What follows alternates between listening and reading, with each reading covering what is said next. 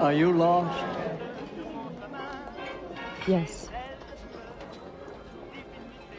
Because we don't know when we will die, we get to think of life as an inexhaustible well.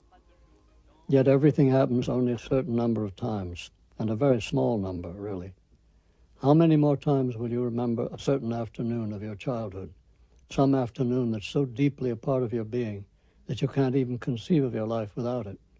Perhaps 4 or 5 times more, perhaps not even that. How many more times will you watch the full moon rise? Perhaps 20. And yet it all seems limitless.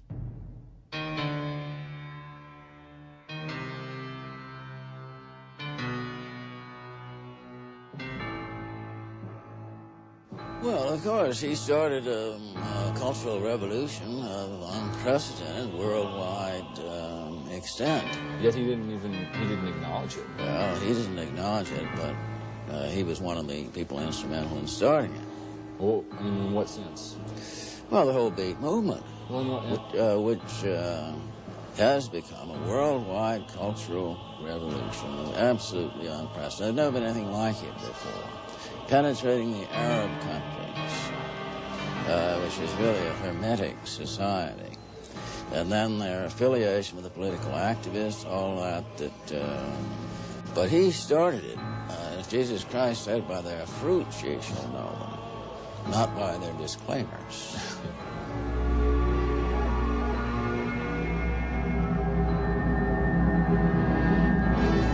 Immediately when you arrive in the Sahara, for the first or the 10th time, you notice the stillness.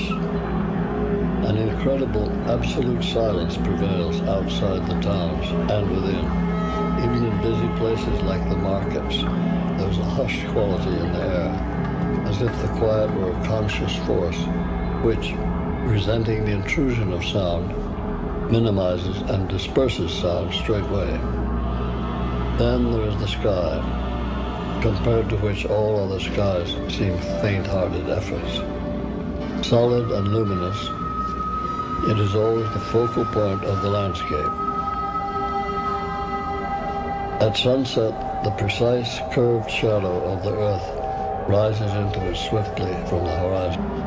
You leave the gate of the fort or the town behind, past the camels lying outside, go up into the dunes or out onto the hard stony plain and stand a while alone. Presently you will either shiver and hurry back inside the walls, or you will go on standing there and let something very peculiar happen to you. Something that everyone who lives there has undergone, and which the French call le baptême de la solitude. It is a unique sensation, and it has nothing to do with loneliness, for loneliness presupposes memory. Here, in this holy mineral landscape lighted by stars like flares, even memory disappears.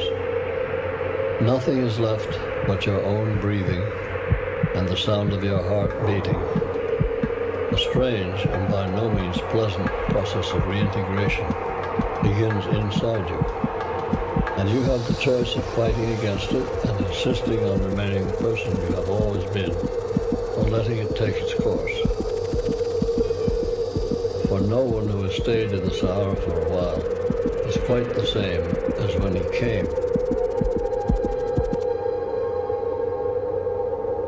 Perhaps the logical question to ask at this point is, why go? The answer is that when a man has been there and undergone the baptism of solitude, he can't help himself. Once he has been under the spell of the vast, luminous, silent country, no other place is quite strong enough for him. No other surroundings can provide the supremely satisfying sensation of existing in the midst of something that is absolute.